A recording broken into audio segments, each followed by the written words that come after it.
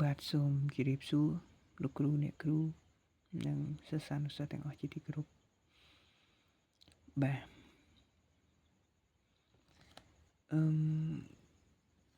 លំហាត់សិង្ហកាយគេមានចំនួនពិតធំជាង0មានន័យថាវិជ្ជមានណាចំនួនពិតគ្រប់ចំនួនពិតវិជ្ជមាន A B C ដែល A B C ដែល A គុណ B C ស្មើ1គេឲ្យសារបញ្ជាក់ថា1បូក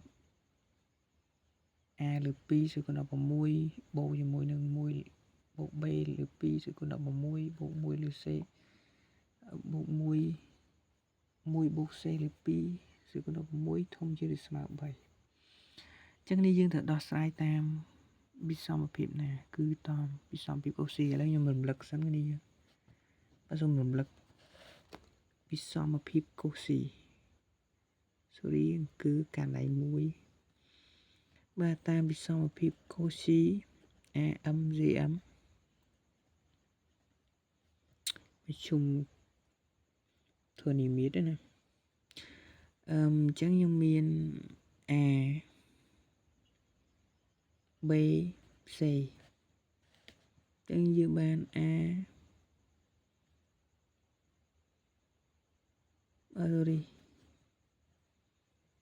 A1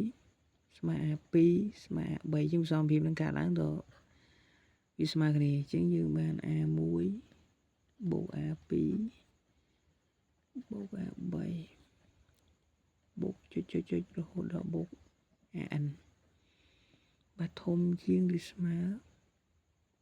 N ឬទីនេះ N A1 បាទគុណនឹង A2 បូក A ហើយគុណនឹង A3 គុណនឹង AN បាទនេះគឺជាវិសមភាពកូស៊ីគ្នាយើងណាឥឡូវយើងមើលលំហាត់នេះវិញលំហាត់នេះគឺងាយស្រួលទេគ្នាយើងត្រូវវិភាគមើលថាយើងត្រូវធ្វើតាមណាតាមណាគ្នាយើងមើលកន្លែងនេះមួយបាទនេះមើលចំណុចនេះអញ្ចឹងបើសិនជា1បូកនឹង A វិសមភាពកូស៊ីពីតួធំជាងឬស្មើនៃ2ឬ A អូខេ1បូក